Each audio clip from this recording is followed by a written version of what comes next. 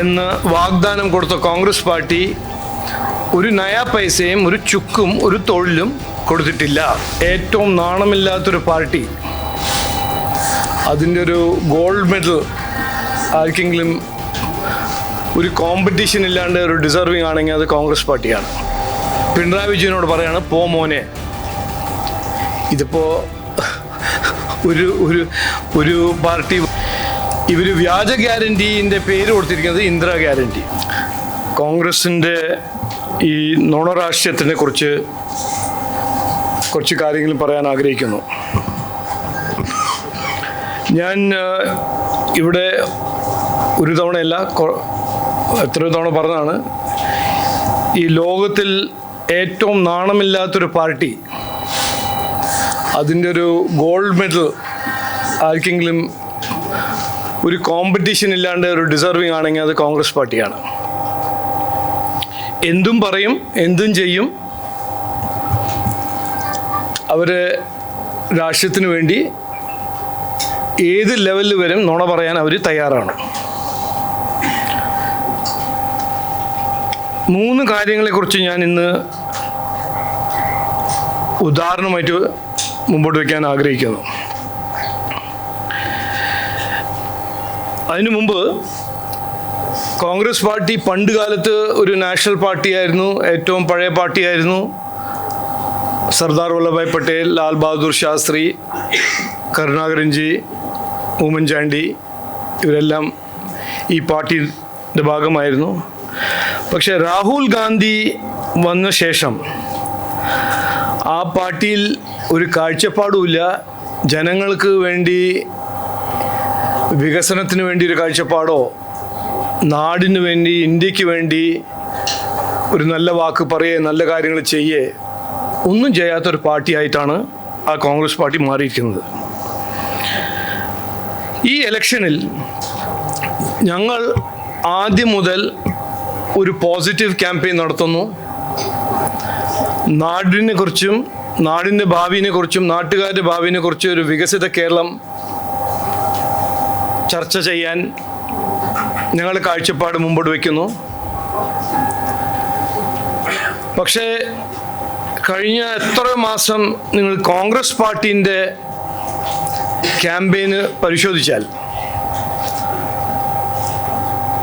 അവർ ഒന്നും നാടിന് വേണ്ടിയോ നാട്ടിൻ്റെ ജനങ്ങൾക്ക് വേണ്ടി, നാട്ടുകാരുടെ ജീവിതത്തിൽ വേണ്ടി ഒരു വ്യത്യാസം കൊണ്ടുവരാനോ, ഒരു വികസനം കൊണ്ടുവരാനോ, ഒരു പുതിയ ഐഡിയയോ ഒന്നും മുമ്പോട്ട് വയ്ക്കുന്നില്ല. പക്ഷേ ചെയ്യുന്നത് എല്ലാ ദിവസം അല്ലെങ്കിൽ എല്ലാ ഒരു റെഗുലർ ഇൻ്റർവെൽസിൽ ഓരോരോ നുണകൾ മുമ്പോട്ട് വയ്ക്കുക. ആ നുണേൻ്റെ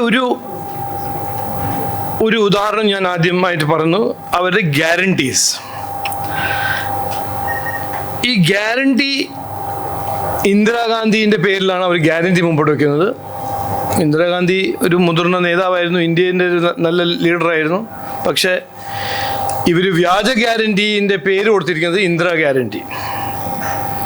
അതെന്തുകൊണ്ടാണ് വ്യാജ ഗ്യാരൻറ്റി? ഒരു 3 ദിവസം മുമ്പ് നമ്മുടെ കിഷൻ റെഡ്ഡിജി, നമ്മുടെ തെലങ്കാനയുടെ മുതിർന്ന BJP ലീഡറാണ്, ഇതേ ഗ്യാരൻറ്റി മുമ്പോട്ട് വെച്ചിട്ടാണ് തെലങ്കാനയിൽ കോൺഗ്രസ് ജനങ്ങളുടെ ഒരു മാൻഡേറ്റ് ലഭിച്ചതും അവർക്ക് നേടിയതും. അവിടെ എന്താണ് ഈ ഗ്യാരൻറ്റി പ്രഖ്യാപിച്ച് വോട്ട് നേടിയ കോൺഗ്രസ് പാർട്ടീൻ്റെ പെർഫോമൻസ് എന്താണ്, എന്ത് ചെയ്തു, എന്ത് ചെയ്തിട്ടില്ല എന്ന് ഞാൻ ഇന്നൊന്ന് അവതരിപ്പിക്കാൻ ആഗ്രഹിക്കുന്നു. കർഷകർക്ക് 15,000 രൂപ പെർ ഏക്കർ ആയിരുന്നു അവരുടെ വാഗ്ദാനം. 75 ലക്ഷം കർഷകർക്ക് ഇത് അവർ വാഗ്ദാനം കൊടുത്തതായിരുന്നു. എത്രയോ ക്രോപ്പിംഗ് സീസൺ കഴിഞ്ഞിട്ടും ഇന്നും ആർക്കും ഒന്നും കിട്ടിയിട്ടില്ല. ഒന്ന്. രണ്ടാമത്തെ വാഗ്ദാനം 10 ക്രോപ്സ് മിനിമം സപ്പോർട്ട് പ്രൈസ് കൊടുക്കും, 500 രൂപ ബോണസ് പെർ ക്വിൻ്റൽ നെല്ലിന് കൊടുക്കും, എന്നൊരു രണ്ടാമത്തെ വാഗ്ദാനമായിരുന്നു കോൺഗ്രസ് പാർട്ടി തെലങ്കാനയിൽ ഇലക്ഷൻ കൊടുത്തത്. അതും ഇന്ന് നടപ്പിലാക്കിയിട്ടില്ല ഇന്ന് വരെ. കർഷക ലോൺ വേവർ മൂന്നാമത്തെ വാഗ്ദാനം. 40 ലക്ഷം കർഷകർക്ക് ഈ ഒരു ലോൺ വേവർ തരും എന്നാണ് കോൺഗ്രസ് കൊടുത്ത വാഗ്ദാനം. അതും ഇന്ന് ചെയ്തിട്ടില്ല. സർക്കാർ പറയുന്നു ഞങ്ങളുടെ അടുത്ത് കാശില്ല. ഏത് സർക്കാർ? കോൺഗ്രസ് സർക്കാർ.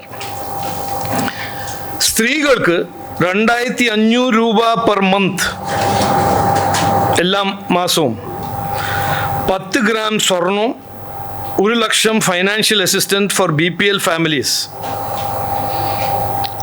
1 കോടി മഹിളകൾക്ക് ഇതൊരു വാഗ്ദാനമായിരുന്നു. ഒരു ഒറ്റ മഹിളയ്ക്ക് അത് കിട്ടിയിട്ടില്ല.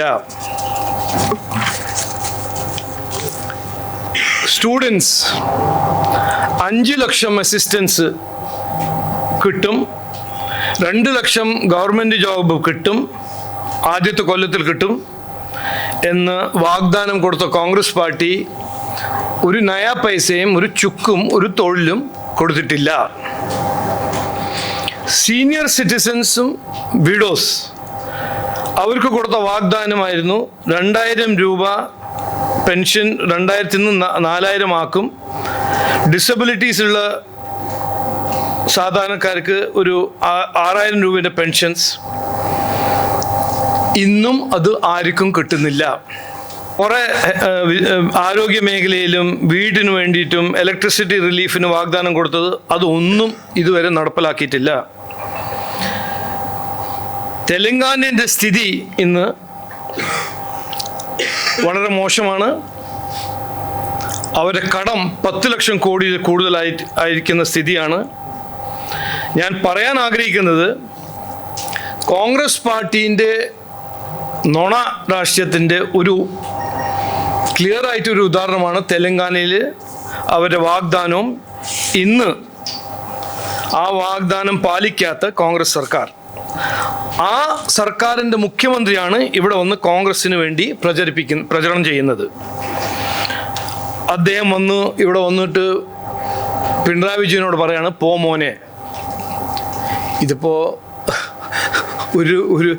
ഒരു പാർട്ടി വാക്ക് പാലിക്കാത്ത ഒരു പാർട്ടി മറ്റേ വാക്ക് പാലിക്കാത്ത പാർട്ടിക്ക് ഒരു ഉപദേശം കൊടുക്കുമ്പോൾ എന്ത് സ്ഥിതിയല്ലേ നമ്മൾ കാണുന്നത്. അപ്പോൾ അതൊരു ഉദാഹരണമായിട്ട് അവരുടെ നുണരാഷ്ട്രീയത്തിൻ്റെ.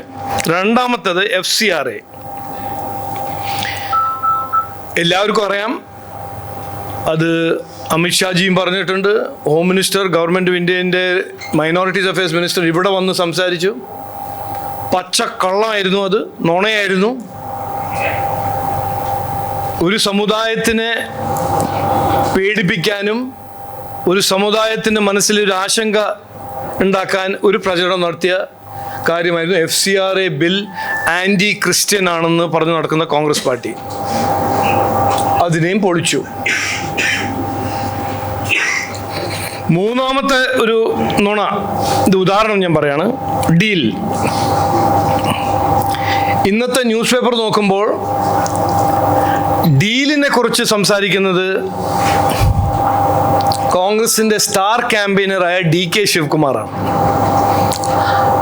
അതിനൊപ്പം മറ്റൊരു land grabbing Karnataka leader Mallikarjun Kharge. ഇവരാണ് ഇവിടെ കേരളത്തിൽ വന്ന് ഡീലിൻ്റെ ഉപദേശം തരുന്നത്.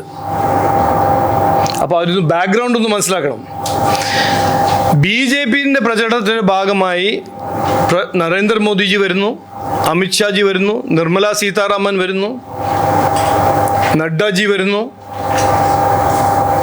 കോൺഗ്രസ് കൊണ്ടുവരുന്നത് DK ശിവകുമാർ, ഖർഗെ, രേവന്ത് റെഡ്ഡി. ഇനിയിപ്പോൾ അതിനെക്കുറിച്ച് ഞാൻ ഒന്നും പറയുന്നില്ല. നിങ്ങൾ തന്നെ അതിൻ്റെ മാത്തമാറ്റിക്സ് കാൽക്കുലേറ്റ് ചെയ്തോളൂ.